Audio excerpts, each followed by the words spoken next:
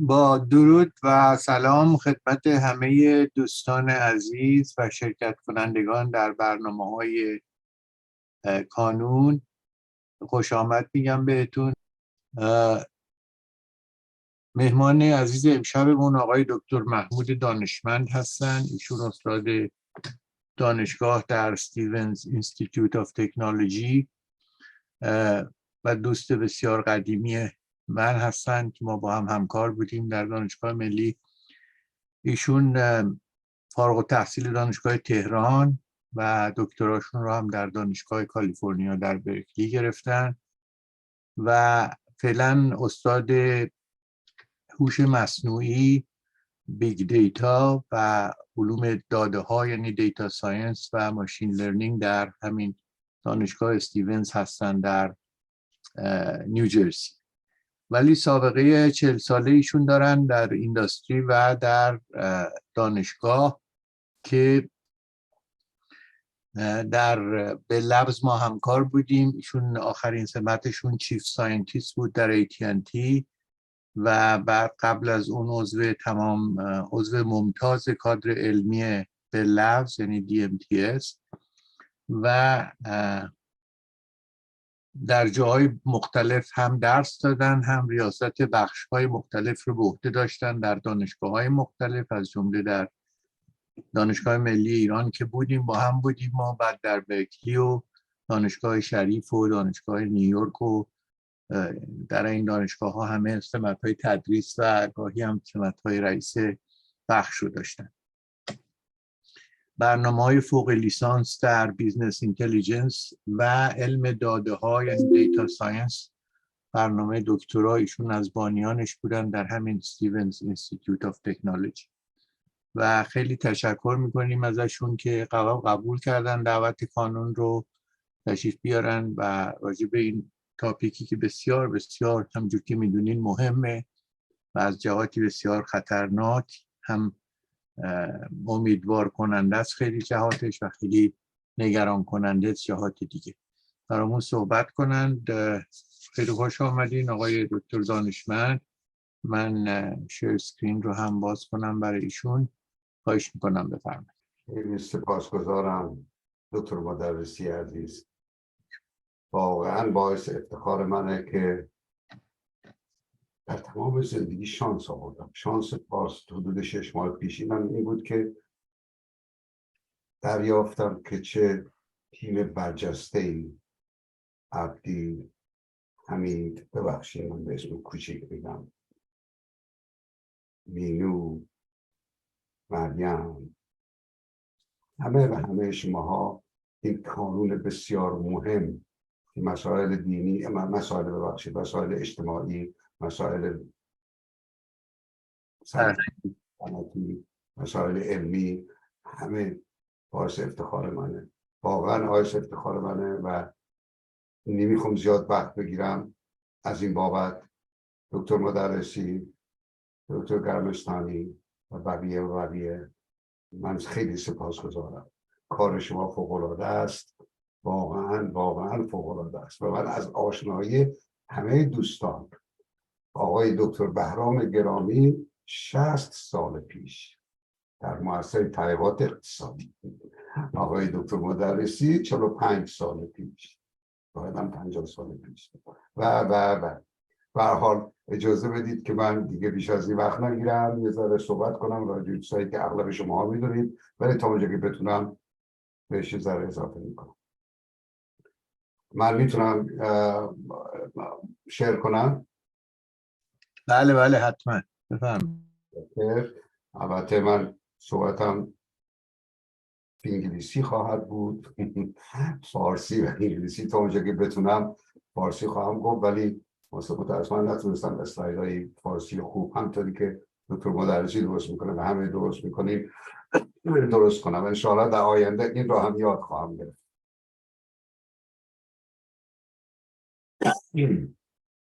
ما امروز میخواهیم راجع به بیگ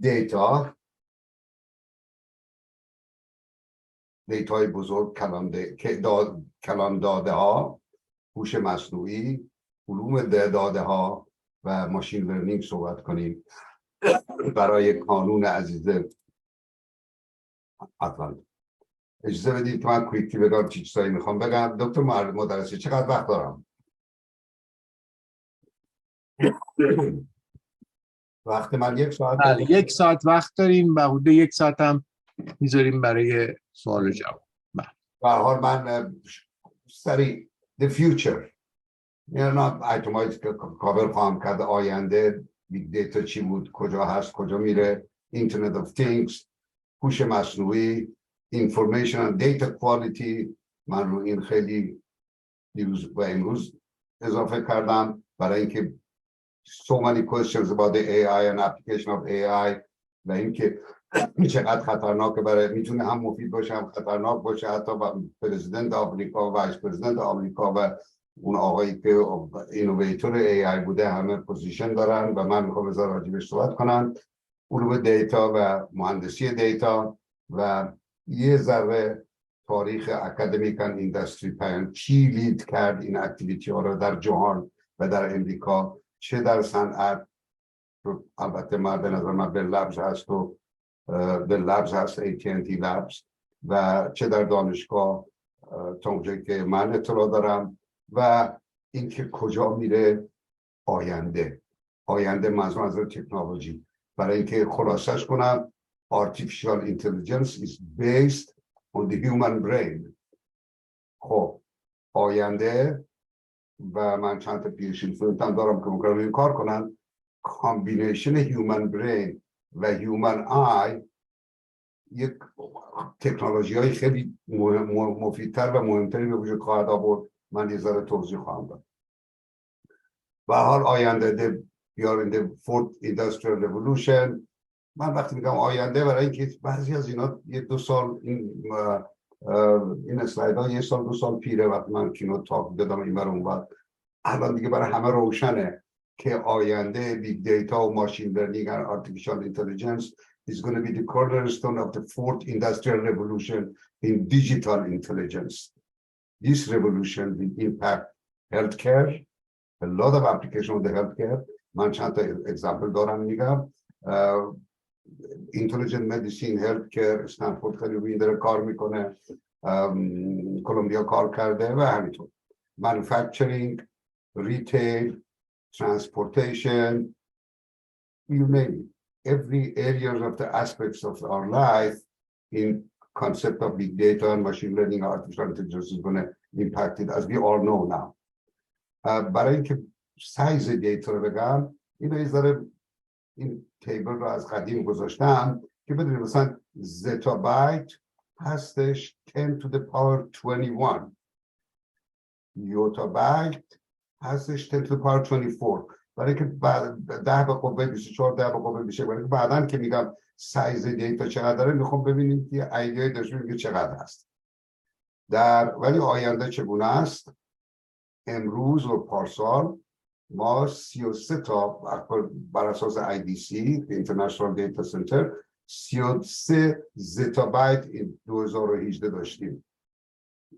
در 2025 نگاه کنید به رشدش 175 زتابایت و در سال 2025 ما 41.6 بیلیون IoT دیوایس خواهیم داشت. Internet of Things devices. اینا چیکار میکنن؟ اینا هی دیتا connected together by 20. اینا همه دیتا جنریت میکنن. دیتا existed. بدن ما continuously ضربان قلب و بلاد پرشر رو از این حرفا داشته from day one و داره بدن همه هیومن بینگا. ولی حالا امکاناتی پیدا شده که ما اکسس میتونیم پیدا بکنیم به این دیتا ها و بیگ دیتا به وجود اومده. So massive data and complicated information, complicated and overload connections, various applications because in همه این دیتا ها ببینید وقتی 41.6 بیلیون IoT دیوایس اینا راجب هر چیز، راجب جنگل، راجب رودخانه، راجب آب، راجب سیتی، راجب بلاد پرشر من و همه شماها، راجب you name it، راجب آسمان ها و میزان باران و همه ایریاهای زندگی. they are going to collect data and it has to be sent somewhere, it has to be analyzed somewhere. So therefore, overload connections become important. But anyway, okay, hold up. The future of data transfer world, continuation همون حرفه، نه یه سال پیره in the slide هم. By 2025, 463 exabyte globally میخوایم داشت. Google, Facebook, Microsoft, and Amazon store at least 1,200 petabytes of information. Google handles 1.2 trillion searches every year. I'm just need almost 5 billion videos. In 2020, 460 billion emails, electronic arts process. By 2025, there will be 75 billion Internet of Things. Estimate ها تغییر میکنه. اون یکی گفته 46 billion, 75 billion is another resource. But anyway, it is talking about the big data. The world spends 1 billion on that area by 2030. That's the kind of amazing. By 2030, 9 out of every 10 people age 6 and above would digitally be active. As we know, بچه‌ها هم حالا digitally active. به هر حال, in the future, going to be augmented reality, virtual reality, mixed reality, all these applications, which man be technological detailش نمیدونم, ولی the future is going to be AI and machine learning is going to be enable all of these things. I will go over a few examples. And then, for instance, نگاه کنید. Source of automobile داره generate میکنه data, television, buses, human being, etc., etc. The data is generated continuously, and this data has to be sent somewhere, and unlimited applications and decisions on green agriculture. In the future, درخت شماره 11 قراره بگه من به اندازه کافی آب دارم، به درخت شماره 12 آب بدین. الان یارو یه مقاله نوشته که چگونه AI will help که agriculture چقدر پیشرفت بکنه برای اینکه waste نشه. A smart industry, a smart transportation, a smart home, a smart medical, which is a very challenging area, and I'll go over a couple of examples and show some historical data on that area. The Amazon, the Facebook, the Google. The point اینه که what does enable all of these things? How data is generated must go somewhere, must be analyzed. The decision must be made, and only AI can help all of this. For instance, AI in the cloud. Okay, there is going to be, as you know, there's going to be terminals which are generating data. There's going to be edge, and there's going to be network, and there's going to be fog edge, and there's going to be in the cloud. Because این رودخونه‌ای که اینجا هست هادسون ریور، این هادسون ریور، توی این هادسون ریور البته ممکنه زیاد هم شده، فکر کنم حدود 2000 تا سنسور هست از کانکتیکت تا end of this Hudson River که continuously collects the data about the direction of باد، چقدر آب هست، چقدر سرده، چقدر گرمه، etc., etc. Every 10 minutes, every 5 minutes, 10 data sets are generated. Okay, حالا این data set ها, there is knowledge on them, and it could be analyzed at the edge, or at the fog, or at the cloud, and have to be transferred somewhere to make a decision. آیا این کشتی که الان رد میشه کشتی روسیه است یا نه؟ این یکی از هدفهای همچون ریسرچیه که ما در حقیقت یه ذره آنالایز میکنیم این دیتا رو برای این اریا. اوکی، بنابراین میبینید که AI to everywhere, to the edge, to the cloud, etc., etc. این دیتا هایی که نشون دادم ما میاد این برای رودخونه تو استیونز آنالایز میشه. بعد اگه بخوام نشنال لول بکنی باید بره تو واشنگتن دی سی و باید بره این بر چه کلاود و فاگ و اتسترا اتسترا. فقط AI هست که انیبل میکنه operation and of course analysis to make is there a change, has my blood pressure gone up a lot or not, should I go to a doctor? Or here is the example I love, edge smart sensing through the network, mirror the cloud, میره به یوزر که دکتره و دکتر یوزر patient, okay, I'm sitting in front of TV and the doctor calls me and say, your blood pressure is high, don't stand up. Don't go to the second floor. Eat this or drink that. This is going to be the future. Anyway, and we need health data is like that. Now, the challenge is a lot of data and different kind of data, handwriting, real data, curves, graphs, physicians, pharmacies, health plans, device manufacturing, employers challenging the healthcare database is amazing. Okay, it is really, really, this is data here, text data.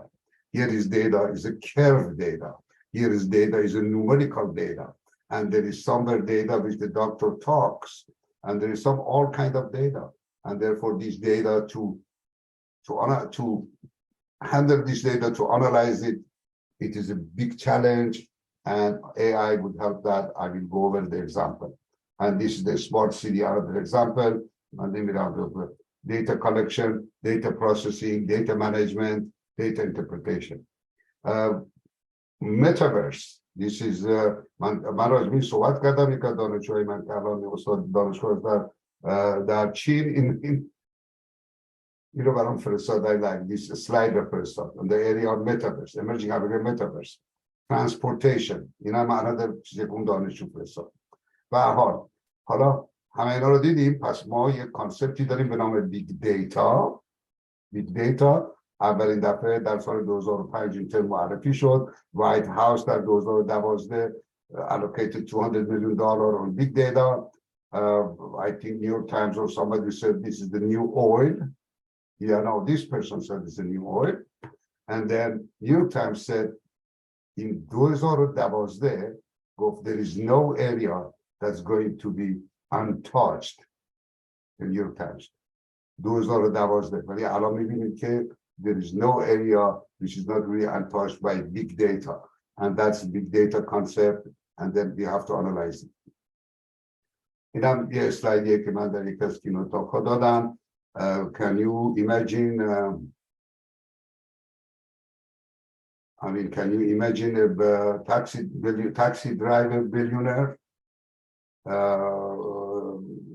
Yes, Uber. Can you imagine a taxi driver which has no taxi and is a billionaire? It is Uber, yes. And the CEO of Uber was billionaire because was using data. So application on the shop, biggest shops, Amazon, biggest taxi, Uber, and biggest hotel, Airbnb. These are all based on the concept of big data, artificial intelligence, machine learning, and real-time decision making. And therefore, the big data was defined by IBM again a long time ago. And I want to draw everybody's attention to 4 V's. In fact, it's now becoming 5V. Volume, a lot of data from all different sources. Okay, the scale of the data is very large. Variety, different kind of data, audio, video, pictures, numbers, as we discussed it.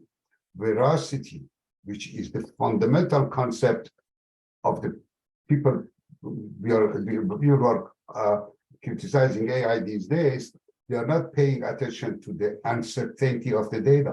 If we have a quality data, there is not going to be any bad decisions. Of course, اگه ما data quality نداشته باشیم ممکنه wrong decision بگیریم but bad things happens. So veracity is talk about the uncertainty of the data, and velocity is coming very fast. Volume, variety, veracity, which is uncertainty, and velocity, speed, and of course, the other thing which is added over the last 2 years is the 5th V, which is the value generated by that. All right, and then Internet of Things, a quick review of what's Internet of Things, billions of things connected to and the mountains of data are generating all aspects of human life, health, environment, transportations, security, network security, and all kinds of other securities, shopping, marketing, smart cities, smart grids, smart homes, you just name it. All these areas are going to be, these devices are going to be generating data, and the security. I'll go over some initial example of the security application which was done on the labs, and I'm sure Dr. Madarisi and a lot of you are aware of it. And that was, I think, on one of the economists in 2010 said, holy cow, in the world of IoT, even cows will be connected. It is true, it is kind of thing which is going to happen. And then the other concept which came later, when it existed, is the data is a stream of data are coming. The data is coming, and if you don't analyze it in the real time, you lose it. There is no such a thing anymore that we are going to create a database sitting somewhere, and when we're going to analyze it, you analyze it. And then this was again one of the ex-students, when I said that, okay, Dad said that it is coming, and you have to, in the real time, try to drink it, otherwise you lose it. Okay, the future of big data analytics, drinking from a fire hose, that's what he said. Okay, now, so let's switch to, all right, we know a lot of data, a lot of applications, so what do we do? How do we analyze it? How do we make a decision? The biological principle underlying the artificial is the human brain. In 1912, in 1911, this French person, well, of course, most of you know, but I'm going to repeat it. This French person formulated or discovered what is the human brain. The human brain consists of 10 to the 11 nerve cells. You see how many? 10, it is a network of, I repeat the word network, because they're going to create such a network of 10 to the 11 nerve cells called neurons. And these neurons are connected to each other via synapses, 10 to the 15. It is not fully connected network. Not every neuron is connected to every other neuron, but every neuron is connected to the number of neurons in such a way that this network is partially connected. There are 10 to the 11 cells, and there are 10 to the 15 connections, if you want to think of. I'm getting into the artificial neural network, okay? It's going to be copied that. So on 1911, this was written a paper. On 1940, okay, so what is human brain? This is a more description of that. A network of individual interconnected cells, 10 to the 11 neurons, 10 to the 15 synapses. A given neuron is connected to 10,000 other neurons. See, it is partially, it's not fully connected network, partially connected network by these synapses. Neurons can receive information from the outside world. We have been doing that from day one. We were getting information from the outside world through the neurons. We were sending it through the synapses to other parts. We analyzed it. We made a decision. We either we were right. Therefore, learning took place. Either we were right or wrong. If we were wrong, we adjusted our rate. So the next time we would not make the wrong decision as far as we could. If we were right, we were right. I mean, I often give an example in which that the first time we put our hand on the fire, the report was, don't do it again. So learning took place. Anyway, the transfer occurs over the synapses. The more important in particular, I'm repeating this because we want to create such a thing in the brain of computer, on the artificial neural network. So the important particular stimuli is the stronger the burst. Okay, what are we going to do? The important variable is in increasing my blood pressure. You're going to give it a higher weight to report quickly to the doctor that the blood pressure went up, or whatever medicine will be the synapses. The information received by nerve synapses excite or inhibit. It excites if it is not important. It inhibits, it excites if it is important. It inhibits if it is not important. Another example which I give the classroom. Look, I'm sitting on the Hoboken on the street, on the corner of the restaurant, and my eye and my neural network observes the data point that the traffic light got red. Nothing I do. Does not report at all. And the next day I'm driving, and then the same set of data. In this time, my neural network quickly reports and put my foot on the brake, because see, the same data set, once not important, once very, very important, depending on the environment. But anyway, sorry you're taking your time repeating the kind of things you know. Okay, all right. Now, having said that, so in 1943, these people from University of Chicago copied that human brain neural network system. They copied it, and they created what's called artificial neural network. It stimulates brain's cognitive learning, learns patterns directly from the data. Okay, you have a lot of data, and this data or knowledge on them, and searches for complex relationships, not simple thing, not like, okay, the taller I am, the heavier I am, it's not so complex relationships, the things which are not obvious. Automatically builds models, predicts, compares, and adjusts. This is the technology which goes here. Predicts, compares, and adjusts, corrects the model's mistakes over and over again. That's what we do in our life. Input is data, output is prediction, the tool is model learned from the data. How is this done? A quick one. There is going to be, so they started building artificial neural network. There's going to be input layer and a number of nodes, as many nodes as the data items we have. We can talk about it in the future if there's a need. And there's going to be output layer, there's going to be hidden layer, and therefore it is going to be, the data is going to go over, the input data is going to go over here, and it's going to be somehow multiplied by weights. The weights which we mathematically, we will derive the formulas which mathematically determines the best weights, which is arriving at the best known answer. We know the answer, and we are going to train the neural network. We know the answer. We know we are the bank, and we have, I'm going to go over one example, but we are the bank. We have 2 million rows of data. Row number 1 is customer number 1, the age, the job, the income, etc., etc. And at the end, either paid the mortgage or didn't. Row number 2, row number. So this is the data I have.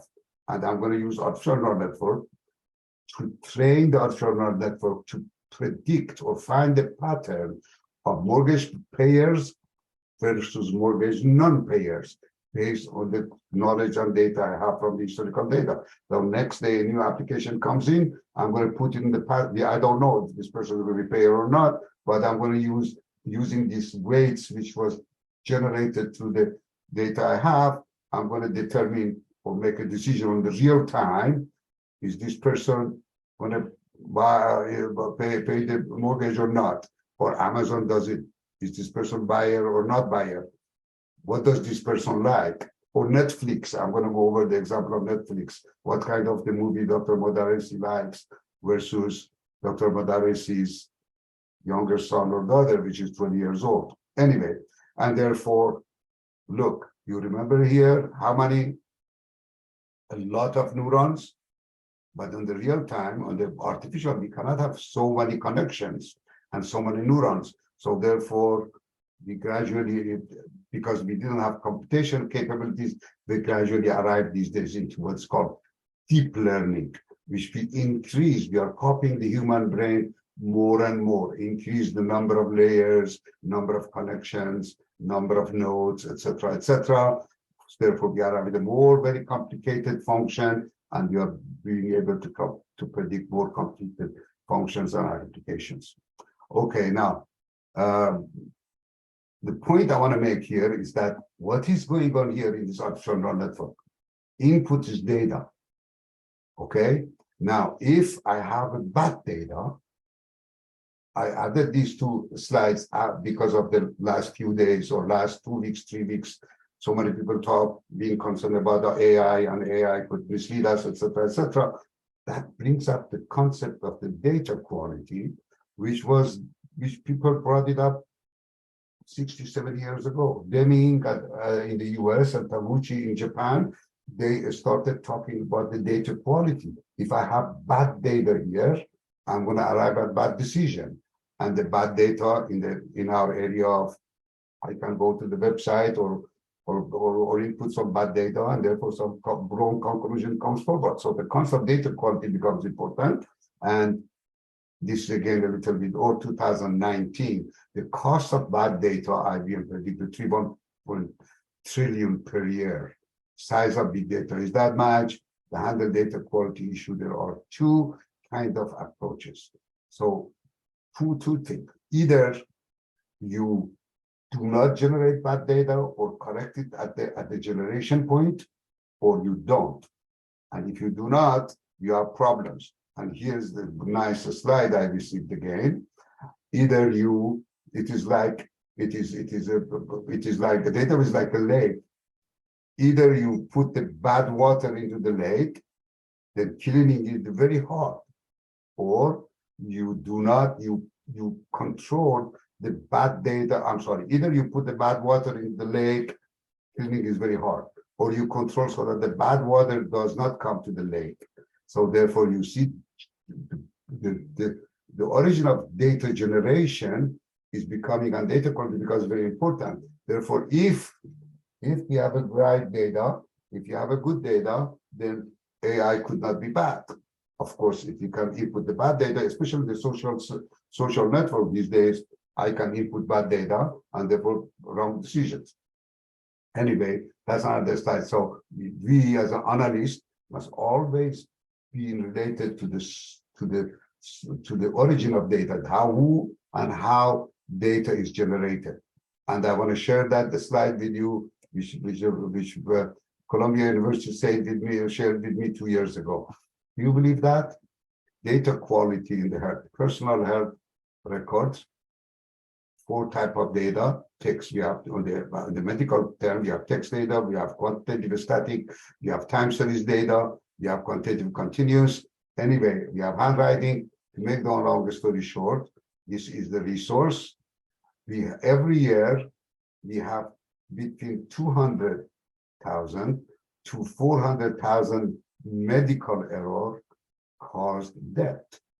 This is the concept of importance of data quality, and that's why it's very important, again, now that we are using artificial intelligence. Okay, so what is it? I mean, it's about data, the challenge, data analytics, data science and engineering, and therefore discovery with data. A lot of people started the team of these major universities in 2014 started defining these things, saying the most productive approach for turning data into knowledge will involve, it is a multidisciplinary team, because today we are in the financial world. We need a finance expert. Tomorrow or next time, or at the same time, we are in the world of medicine. We need doctors, subject matter experts. We are in the pharmaceutical development. We need pharmaceutical points. I want to open a parenthesis here again that this AI, data analysis and machine learning, is revolutionizing the way that we are going to create medicine. See, right now, pharmaceutical companies design an experiment in which, let's say, for the sake of example, they select 200 people, 100 people are treated with whatever the medicine, the biologist and doctor said it is good for blood pressure. They be treated with this medicine. The other 100 do not get treated with this medicine. Data is generated. I'm making this simple. It is not as simple as that.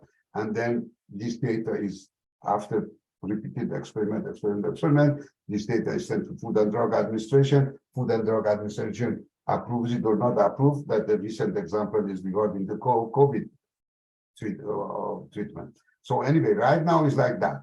Now we are learning through the AI and data analytics that this approach of collecting 5,000 people and randomly having 2,500 being in the control group, 2,500 in the treatment group, creating a new medicine, sending it to the FDA, FDA approval is an old technique. The new technique is it's going to be DNA based. So I'm 40 years old, I'm 60 years old, male, from Iran, and John is 60 years old, male from New Jersey or whatever. My DNA is different from his DNA. Right now, we both get the same medicine, 60 years old, male, for the blood pressure. But the future would be the DNA of John could be different than DNA of me. So therefore, we are going to do clustering, grouping clusters of the people with the similar DNA, which is one of the algorithms which is part of data analysis machine learning clustering algorithm. And within each cluster, you're going to have control and treatment group. So therefore, for DNA type, I don't know. DNA, one type DNA, the blood pressure is different than two type DNA, although the age is the same, gender is the same, etc., etc. So anyway, it's challenging though. So these things happen now? Really not. Or it really is a real, early data scientists of the world are Galton in 1822 to 1941, half cousin of the Charles Darwin, studied betterment of the human race by selective breeding. That was the analysis. He made some important contribution to mathematics and statistics developed on that area. Carl Pearson in 1957 and William Cossett in 1967. These guys were in the business of learning from the data. And one of the examples which is really used these days in the lectures is the R.A. Fisher example. The R.A. Fisher example is as follows. We use it because we want to get the area of AI. R.A. Fisher was a biologist and scientist, etc., etc. There's a flower called, what's the name of this flower? There is some flower, was in London. I forgot the name. Anyway, iris flower, I'm sorry. In London, around the city of London, there were iris flowers.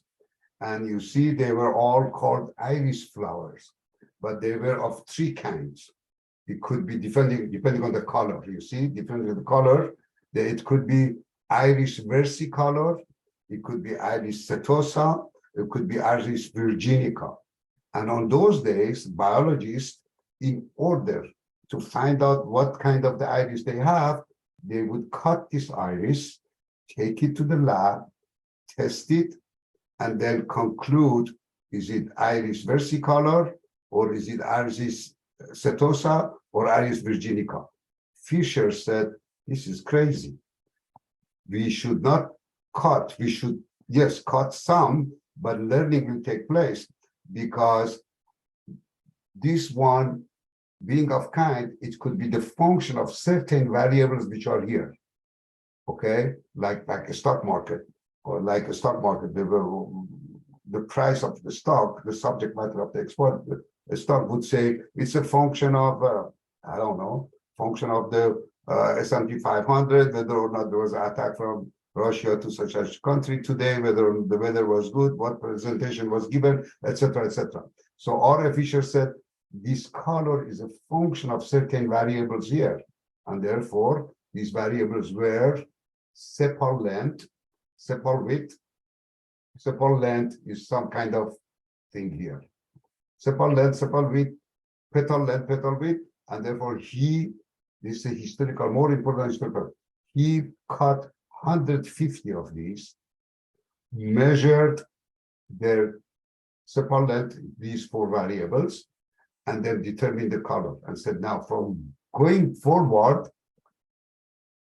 I'm going to find the pattern. We're going to find the pattern of X1, X2, X3, X4 leading to versicolor, the pattern of X1, X2, X3, X4 leading to setosa, the pattern of X1, X2, X3 to virginica. So next day, if I can find this pattern to the data science, which is what we are doing these days, data science or AI, next day, I don't go out, cut this. I go there and measure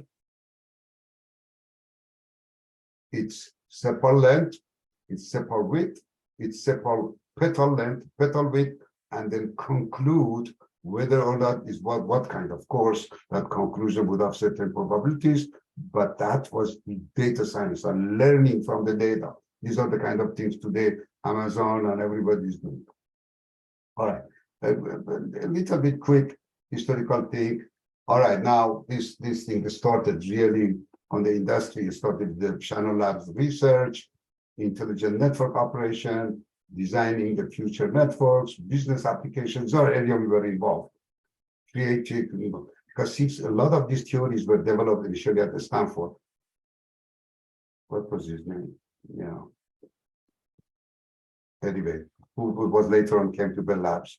Okay, though, fraud and intrusion detection, network and information systems, and therefore, I want to tell you, call detail record, a lot of data, 2 billion calls on that day. 2 billion calls were generated every day within the network of the United States, and there was knowledge on 2 billion calls to be able to fraud detection,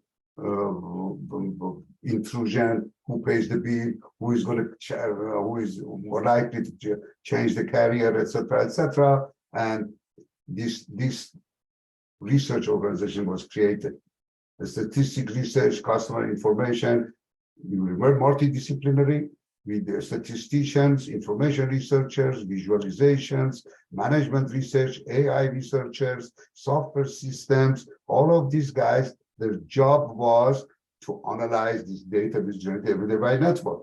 And therefore, information analytics and information services within the AT&T. This is the, again, 20 years old slide which we created then for the president of the AT&T lab when he was giving a talk somewhere. So anyway, as far as the data is concerned on that area within the network, see, there were software systems, there were data management, there were network management, all of this.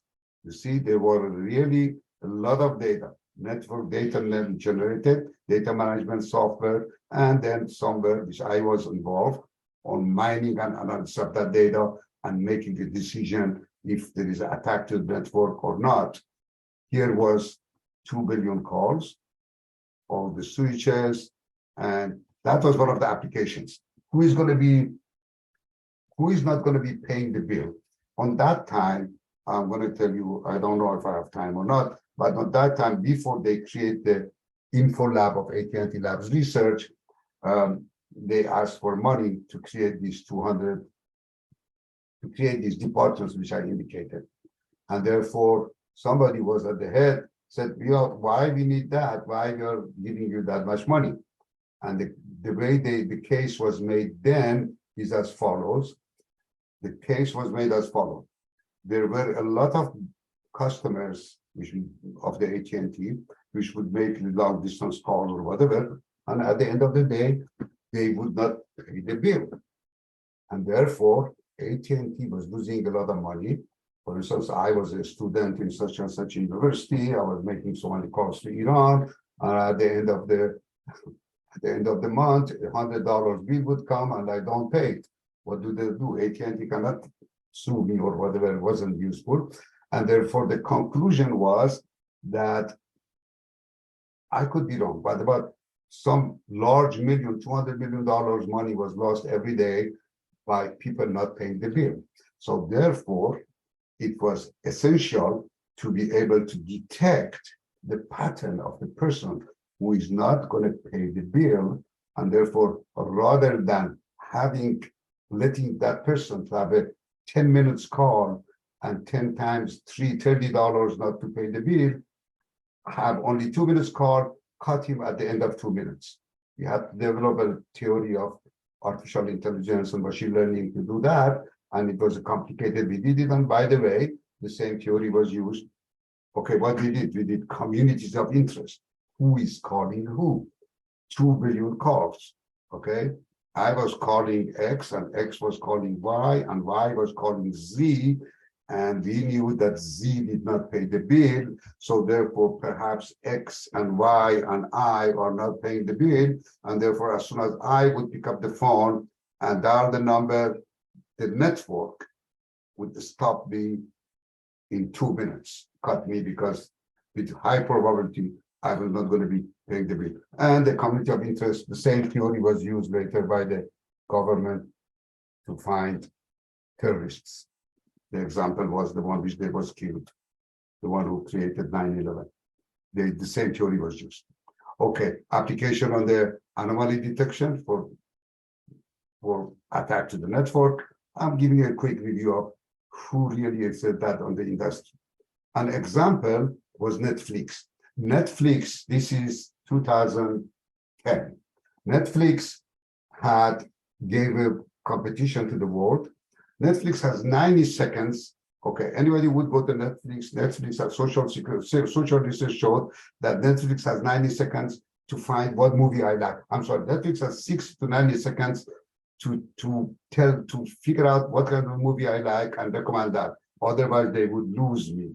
And therefore, they wanted to find a pattern of who likes what movie.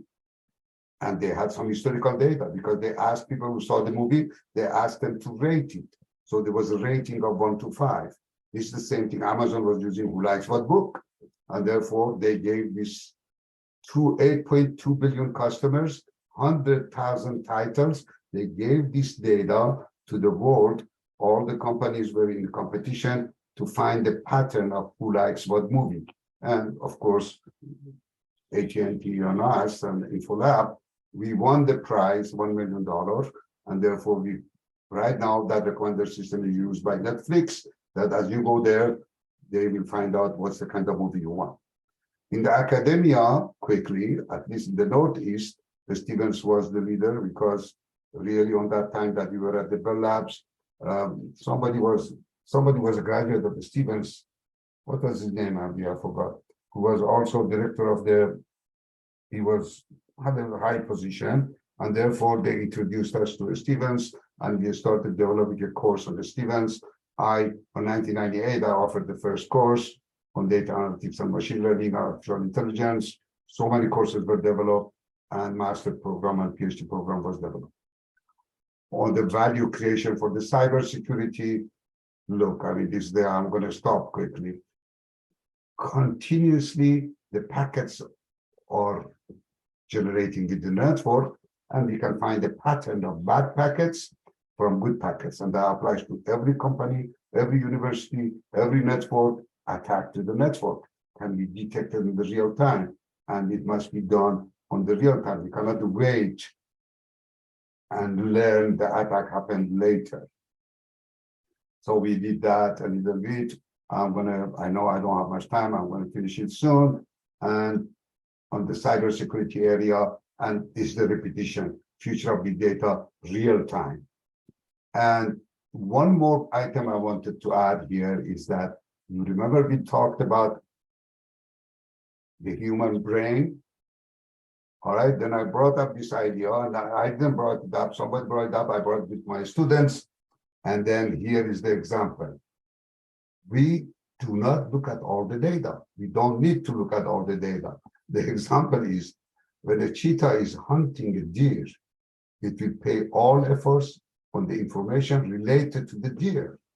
Since the cheetah is in the jungle, in the forest, so many things are around there. But at the moment that wants to do that, focuses on the data related to this.